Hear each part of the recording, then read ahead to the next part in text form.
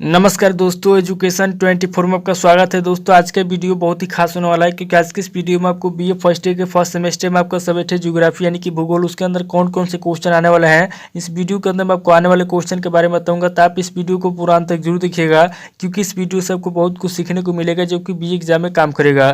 तो आइए देर न करते हुए वीडियो को शुरू करते हैं और बीए फर्स्ट ईयर के फर्स्ट सेमेस्टर में आपका सब्जेक्ट है ज्योग्राफी यानी कि भूगोल। उसके अंदर जो भी क्वेश्चन आने वाले हैं उन आने वाले क्वेश्चन के बारे में जानते हैं। दोस्तों आगे बढ़ने से पहले मैं आपको एक बात बता दूं कि इस वीडियो के अंदर मैं आपको लघु उत्तरीय प्रश्न और दीर्घ उत्तरीय प्रश्न दोनों तरह के प्रश्नों के बारे में बताऊंगा। तो आप इस वीडियो को स्किप किए बिना पूरा देखिएगा ताकि आपको दोनों तरह के प्रश्नों के बारे में पता चल सके। तो आइए तो देर न करते हुए वीडियो को शुरू करते हैं और सबसे पहले हम लघु उत्तरीय प्रश्नों के बारे में जानते हैं। तो यहाँ पर दोस्तों लघु उत्तरीय प्रश्न में पहले प्रश्न की बात की जाए तो यहाँ पर दोस्तों आपका पहला प्रश्न दिया हुआ है, जीव मंडल के प्रमुख घटकों का वर्णन कीजिए। यहाँ पर दोस्तों पहला क्वेश्चन कह रहा है कि जीव मंडल है, जीव मंडल के जो प्रमुख घटक है। यहाँ पर दोस्तों आपको पहले क्वेश्चन के अंदर जीव मंडल के प्रमुख घटकों का वर्णन करना है। अब दोस्तों अगले क्वेश्चन की बात कीजिए तो यहाँ पर दोस्तों आपका दूसरा क्वेश्चन दिया हुआ है, जैविक अनुक्रम क्या है। यहाँ पर दोस्तों दूसरा क्वेश्चन कह रहा है कि जैविक अनुक्रम क्या है। यहाँ पर दोस्तों आपको दूसरे क्वेश्चन का बताना है कि जैविक अनुक्रम क्या है। अब दोस्तों अगले क्वेश्चन की बात कीजिए तो यहाँ पर दोस्तों आपका तीसरा क्वेश्चन दिया हुआ है, परवाल भीति से क्या आशय है, व्याख्या कीजिए। यहाँ पर दोस्तों तीसरा क्वेश्चन कह रहा है कि जो परवाल भीति है, परवाल भीति क्या होता है, परवाल भीति से क्या आशय है। यहाँ पर दोस्तों आपको परवाल भीति के बारे में बताना है यानी कि परवाल भीति का आशय स्पष्ट करना, उसकी व्याख्या करना है। अब दोस्तों अगले क्वेश्चन की बात कीजिए तो यहाँ पर दोस्तों आपका चौथा क्वेश्चन दिया हुआ है, दक्षिणी अटलांटिक महासागर की धाराओं में दक्षिणी भूमध्य रेखीय धारा तथा ब्राजील धारा पर टिप्पणी लिखिए। यानी कि दोस्तों चौथा क्वेश्चन कह रहा है कि जो दक्षिणी अटलांटिक महासागर की धारा है इसमें क्या करना है, आपको दक्षिणी भूमध्य रेखीय धारा तथा ब्राजील धारा पर टिप्पणी लिखना है। यानी कि जो दक्षिणी भूमध्य रेखीय धारा है और जो ब्राजील की धारा है इन दोनों पर क्या करना है, इन दोनों धाराओं पर आपको टिप्पणी लिखना है। अब दोस्तों अगले क्वेश्चन की बात की तो यहाँ पर दोस्तों आपका पांचवा क्वेश्चन दिया हुआ है, महासागरीय लवणता के वितरण को प्रभावित करने वाले कारक कौन कौन से हैं। यहाँ पर दोस्तों पांचवा क्वेश्चन कह रहा है कि जो महासागरीय लवणता है, महासागरीय लवणता के वितरण को प्रभावित करने वाले कौन कौन से कारक हैं। यहाँ पर दोस्तों आपको महासागरीय लवणता के वितरण को प्रभावित करने वाले कारकों के बारे में आपको बताना है। अब दोस्तों अगले क्वेश्चन की बात कीजिए तो यहाँ पर दोस्तों आपका छठा क्वेश्चन दिया हुआ है, सापेक्षिक आर्द्रता क्या है। यहाँ पर दोस्तों आपको छठे क्वेश्चन के अंदर बताना है कि सापेक्षिक आर्द्रता क्या है, यानी कि सापेक्षिक आर्द्रता क्या होता है। अब दोस्तों अगले क्वेश्चन की बात कीजिए तो यहाँ पर दोस्तों आपका सातवां क्वेश्चन दिया हुआ है, शीतोष्ण कटिबंधीय चक्रवात की विशेषताओं का वर्णन कीजिए। यहाँ पर दोस्तों सातवां क्वेश्चन कह रहा है कि शीतोष्ण कटिबंधीय चक्रवात की जो विशेषता होती है, यहाँ पर दोस्तों आपको शीतोष्ण कटिबंधीय चक्रवात की विशेषताओं का वर्णन करना है।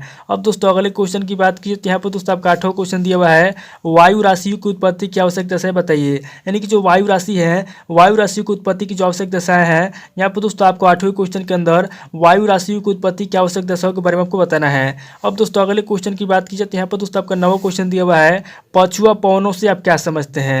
यहाँ पर दोस्तों नवे क्वेश्चन के अंदर जो पछुआ पवनें होती है, जो पछुआ हवाएं होती है, यहाँ पर दोस्तों आपको पछुआ पवनों के बारे में आपको बताना है। अब दोस्तों अगले क्वेश्चन की बात कीजिए तो यहाँ पर दोस्तों आपका 10वां क्वेश्चन दिया हुआ है, सूर्य तप क्या है। यहाँ पर दोस्तों 10वां क्वेश्चन कह रहा है कि सूर्य तप क्या है, यानी कि 10वें क्वेश्चन के अंदर आपको सूर्य तप के बारे में बताना है। अब दोस्तों अगले क्वेश्चन की बात की जाए तो यहाँ पर दोस्तों 11वां क्वेश्चन दिया हुआ है, मरुस्थलीय स्थलाकृतियों के विकास में वायु के कार्य की विवेचना कीजिए। यहाँ पर दोस्तों 11वां क्वेश्चन कह रहा है कि जो मरुस्थलीय स्थलाकृति है, यहाँ पर दोस्तों आपको मरुस्थलीय स्थलाकृतियों के विकास में जो वायु के कार्य हैं, यहाँ पर दोस्तों आपको 11वें क्वेश्चन के अंदर मरुस्थलीय स्थलाकृतियों के विकास में वायु के कार्य की विवेचना करना है। अब दोस्तों अगले क्वेश्चन की बात कीजिए तो यहाँ पर दोस्तों आपका 12वां क्वेश्चन दिया हुआ है, डेल्टा के प्रकारों का वर्णन कीजिए। यानी कि डेल्टा कितने प्रकार का होता है, यहाँ पर दोस्तों आपको 12वें क्वेश्चन के अंदर डेल्टा के प्रकारों का वर्णन करना है। अब दोस्तों अगले क्वेश्चन की बात कीजिए तो यहाँ पर दोस्तों आपका 13वां क्वेश्चन दिया हुआ है, वी आकार की घाटी गार्ज एवं कैनियन में क्या अंतर है, उदाहरण से स्पष्ट कीजिए। यहाँ पर दोस्तों 13वां क्वेश्चन कह रहा है कि जो वी आकार की घाटी गार्ज है और जो कैनियन है, यानी कि वी आकार की घाटी गार्ज और कैनियन में क्या अंतर है। यहाँ पर दोस्तों आपको वी आकार की घाटी गार्ज और कैनियन में जो भी अंतर है उसको उदाहरण से स्पष्ट करना है। अब दोस्तों अगले क्वेश्चन की बात कीजिए तो यहाँ पर दोस्तों आपका 14वां क्वेश्चन दिया हुआ है,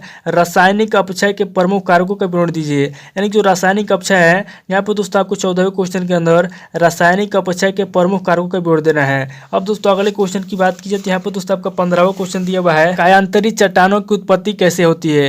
यहाँ पर दोस्तों 15वां क्वेश्चन कह रहा है कि जो कायांतरी चट्टानें हैं, कायांतरी चट्टानों की उत्पत्ति कैसे होती है। यहाँ पर दोस्तों आपको बताना है 15वें क्वेश्चन के अंदर कि कायांतरी चट्टानों की उत्पत्ति कैसे होती है। अब दोस्तों अगले क्वेश्चन की बात की तो यहाँ पर दोस्तों आपका 16वां क्वेश्चन दिया हुआ है, मुर्दार अथवा वलित पर्वतों की निर्माण प्रक्रिया को स्पष्ट कीजिए। यहाँ पर दोस्तों 16वां क्वेश्चन कह रहा है कि जो मुर्दार अथवा वलित पर्वत होती है, मुर्दार अथवा वलित पर्वतों की निर्माण प्रक्रिया क्या है। यहाँ पर दोस्तों आपको 16वें क्वेश्चन के अंदर मुर्दार अथवा वलित पर्वतों की निर्माण प्रक्रिया को समझाना है। अब दोस्तों अगले क्वेश्चन की बात की तो यहाँ पर दोस्तों आपका 17वां 17वां क्वेश्चन दिया हुआ है, प्लेट विवर्तनिकी सिद्धांत को विस्तार से समझाइए। यहाँ पर 17वां क्वेश्चन कह रहा है कि जो प्लेट विवर्तनिकी सिद्धांत है, यहाँ पर दोस्तों आपको 17वें क्वेश्चन के अंदर प्लेट विवर्तनिकी सिद्धांत को विस्तार से समझाना है। अब दोस्तों अगले क्वेश्चन की बात कीजिए तो यहाँ पर दोस्तों 18वां क्वेश्चन दिया हुआ है, पृथ्वी के आंतरिक भाग की भौतिक अवस्था का वर्णन कीजिए। यानी कि जो पृथ्वी का आंतरिक भाग है, यहाँ पर दोस्तों आपको पृथ्वी के आंतरिक भाग की जो भौतिक अवस्था है, पृथ्वी की आंतरिक भाग की भौतिक अवस्था का वर्णन करना है। दोस्तों ये टोटल आपके 18 क्वेश्चन होंगे जो कि आपके लघु उत्तरीय प्रश्न पूछे जाएंगे। अब दोस्तों आगे हम लोग दीर्घ उत्तरीय प्रश्नों के बारे में जानेंगे।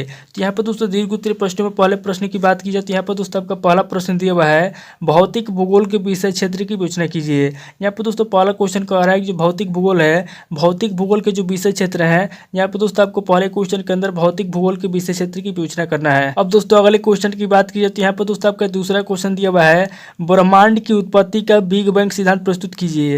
यहाँ पर दोस्तों दूसरा क्वेश्चन कर रहा है कि जो ब्रह्मांड की उत्पत्ति का बिग बैंग सिद्धांत है, यहाँ पर दोस्तों आपको दूसरे क्वेश्चन के अंदर ब्रह्मांड की उत्पत्ति का बिग बैंग सिद्धांत का प्रस्तुत करना है। अब दोस्तों अगले क्वेश्चन की बात कीजिए तो यहाँ पर दोस्तों आपका तीसरा क्वेश्चन दिया हुआ है, पृथ्वी की आंतरिक संरचना पर एक समीक्षात्मक निबंध लिखिए। यहाँ पर दोस्तों तीसरा क्वेश्चन कर रहा है कि जो पृथ्वी की आंतरिक संरचना है, यहाँ पर दोस्तों आपको तीसरे क्वेश्चन के अंदर पृथ्वी की आंतरिक संरचना पर क्या करना है, एक समीक्षात्मक निबंध लिखना है। अब दोस्तों अगले क्वेश्चन की बात की जाए तो यहाँ पर दोस्तों आपका चौथा क्वेश्चन दिया हुआ है, वेगनर के महाद्वीपीय विस्थापन सिद्धांत की आलोचनात्मक विवेचना कीजिए।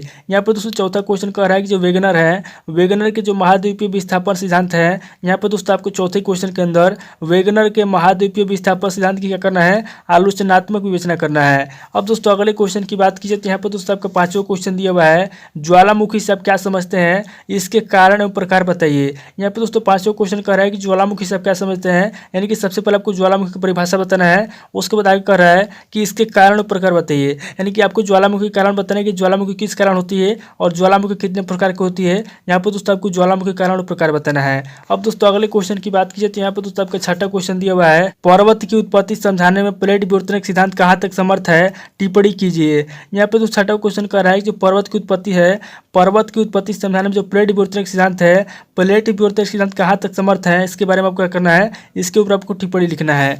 अब दोस्तों अगले क्वेश्चन की बात की जाए तो यहाँ पर दोस्तों आपका सातवां क्वेश्चन दिया हुआ है, प्रवाहित जल यानी कि नदी के कार्य से निर्मित अपरदनात्मक स्थलाकृतियों को समझाइए। यानी कि सातवां क्वेश्चन कह रहा है कि जो प्रवाहित नदी है, जो प्रवाहित जल है, उसके कार्य से निर्मित जो अपरदात्मक स्थलाकृति है, यहाँ पर दोस्तों आपको अपरदनात्मक स्थलाकृतियों को समझाना है। अब दोस्तों अगले क्वेश्चन की बात कीजिए तो यहाँ पर दोस्तों आपका 8वां क्वेश्चन दिया हुआ है, उष्णकटिबंधीय चक्रवातों की उत्पत्ति की विवेचना कीजिए तथा उनसे संबंधित मौसमी चक्रवात का वर्णन कीजिए। यहाँ पर दोस्तों 8वां क्वेश्चन कह रहा है कि जो उष्णकटिबंधीय चक्रवात है, उष्णकटिबंधीय चक्रवातों की उत्पत्ति कैसे होती है, आपको उत्पत्ति के बारे में बताना है और उससे संबंधित जो मौसमी चक्रवात है, मौसमी चक्रवात का वर्णन करना है। टोटल आपके 8 क्वेश्चन होंगे जो कि आपके दीर्घ उत्तरीय प्रश्न पूछे जाएंगे।